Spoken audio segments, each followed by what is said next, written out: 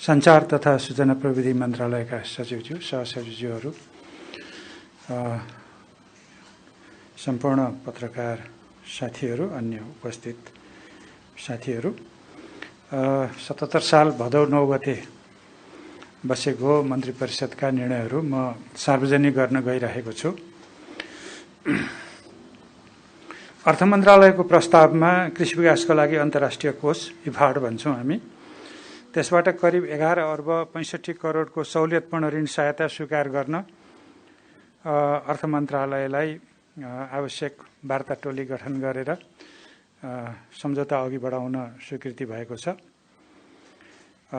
उद्योग वाणिज्य तथा आपूर्ति मन्त्रालयको प्रस्तावमा विद्युतीय माध्यमबाट सञ्चालन गरिने व्यापार, जसलाई हामी ई बिजनेस भन्छौँ, त्यो सम्बन्धी विधेयक तर्जुमा गर्न सैद्धान्तिक स्वीकृति प्रदान गर्ने। खास गरी अहिले ई कमर्स र ई गभर्नेन्स, कमर्सियल गभर्नेन्स पनि विद्युतीय प्रणालीबाट बढ्दै गएको सन्दर्भमा सम्पूर्ण ई बिजनेसका लागि नयाँ ऐन नै चाहिने आवश्यक भएको हुनाले यो सैद्धान्तिक सहमति दिएर कानुन तर्जुमा गर्न लागि हो। तेस्रो चाहिँ कृषि तथा पशुपक्षी विकास मन्त्रालयको प्रस्तावमा प्रदेश तथा स्थानीय तहमा सशर्त वित्तीय हस्तान्तरण मार्फत पठाइएका कार्यक्रमहरूको प्राविधिक कार्य सञ्चालन प्रक्रिया, रिपोर्टिङ तथा तथ्याङ्क व्यवस्थापनका शर्तहरू पारित गर्ने भन्ने विषय छ। यो चाहिँ सङ्घबाट सशर्त अनुदानमा गएका आयोजनाहरू, परियोजनाहरू जुन शर्तमा गएका छन् त्यही शर्त बमोजिम नै कार्यान्वयन हुन्, त्यसलाई संशोधन गरेर अन्यत्र त्यो कार्यक्रम र त्यो बजेट अन्यत्र खर्च नहोस्। दोस्रो चाहिँ त्यसरी पठाइएको रकमको प्रगति के भयो, वित्तीय प्रगति, भौतिक प्रगति सबै चौमासिक रूपमा अनिवार्य रूपमा सशर्त अनुदान पठाउने सम्बन्धित मन्त्रालयलाई पठाउनु पर्ने, बुझाउनु पर्ने। त्यस्ता आयोजनाहरूको नियमित अनुगमन गर्नुपर्ने र त्यस्ता आयोजनाहरूको कार्यान्वयन प्रगति नबुझाउने निकायहरू अथवा संस्थाहरूलाई पठाउने अनुदान जुन हो अर्को वर्षको निकासा अथवा त्यसपछिको निकासा रोक्न पनि सकिने भन्ने गरी यो संशोधन गरिएको। खास गरी तोकिएकै ठाउँमा कार्यक्रम खर्च गर्नुपर्ने, प्रतिवेदन समय समयमा बुझाउनु पर्ने, त्यसको अनुगमन गर्नुपर्ने र सबै लेखा परीक्षणहरू पनि समयमै गराउनु पर्ने। त्यो नगराएमा बजेट निकासा प्रभावित हुने गरी यो निर्णय गरिएको हो। त्यसपछि यो प्रधानमन्त्री तथा मन्त्री परिषद कार्यालयको प्रस्तावमा न्याय सेवा सरकारी वकिल समूह राजपत्राङ्कित प्रथम श्रेणीका सहसचिव वा सो सरहको सहन्यायाधिवक्ता पदमा श्री ज्ञान प्रसाद भुजेललाई नियुक्ति गरी उच्च सरकारी वकिलको कार्यालय धनकुटामा पदस्थापन गर्ने भन्ने निर्णय भएको छ। त्यसै गरी उद्योग वाणिज्य आपूर्ति मन्त्रालयको प्रस्तावमा उद्योग वाणिज्य तथा आपूर्ति मन्त्रालयका सहसचिव श्री बलराम रिजाललाई विशेष आर्थिक क्षेत्र प्राधिकरणको कार्यकारी निर्देशक समेतको काम गर्ने गरी तोक्ने भन्ने निर्णय भएको छ। त्यसपछि परराष्ट्र मन्त्रालयको प्रस्तावमा श्रीलङ्काद्वारा आयोजना गरिने 21औं बिमस्टेक सिनियर अफिसियल्स मिटिङमा नेपालको तर्फबाट सहभागी हुन परराष्ट्र सचिवको नेतृत्वमा 3 सदस्यीय प्रतिनिधि मण्डल गठन गर्नेछ। यो भर्चुअल मिटिङ हुन्छ, विद्युतीय माध्यमबाटै हुने मिटिङ हो। त्यसको लागि औपचारिक रूपमा समिति गठन गर्नुपर्ने भएको हुनाले यो निर्णय भएको हो। त्यसै गरी परराष्ट्रकै प्रस्तावमा भर्चुअल माध्यमबाट आयोजना गर्ने सार्क मन्त्री परिषदको औपचारिक बैठकमा माननीय परराष्ट्र मन्त्रीको नेतृत्वमा 4 सदस्यीय प्रतिनिधि मण्डल गठन गर्ने पनि निर्णय भएको छ। भौतिक पूर्वाधार तथा यातायात मन्त्रालयको प्रस्तावमा सडक डिभिजन चन्द्रडिङ्गापुर रौतहटको कार्यक्षेत्रभित्र सर्लाही जिल्लाको एकादशी खोलामा निर्माण भएको पुलको एप्रोच सडकमा पर्ने घरहरूलाई मुआवजा र क्षतिपूर्ति दिने सम्बन्धी प्रक्रिया अघि बढाउन स्वीकृति दिने निर्णय भएको छ। र त्यसै मन्त्रालयको अर्को प्रस्तावमा त्रिवी इन्जिनियरिङ अध्ययन संस्थान पुल्चोक क्याम्पसमा एरोस्पेसमा थप नयाँ कार्यक्रम अध्ययन अध्यापन गराउनलाई अस्थायी स्वीकृति दिने निर्णय भएको छ। रक्षा मन्त्रालयका दुईटा पदोन्नतिका प्रस्तावहरू स्वीकृत भएका छन्। एउटा प्रमुख सेनानी सरोज कुमार अधिकारी समेत 3 जना सेनानीको बढुवा र नेपाली सेनाका प्राविधिक प्रमुख सेनानी सुमित्रा मुलेपतिलाई प्राविधिकमा सेनानी दर्जामा बढुवा गरी पदस्थापन गर्ने। वातावरण मन्त्रालयको प्रस्तावमा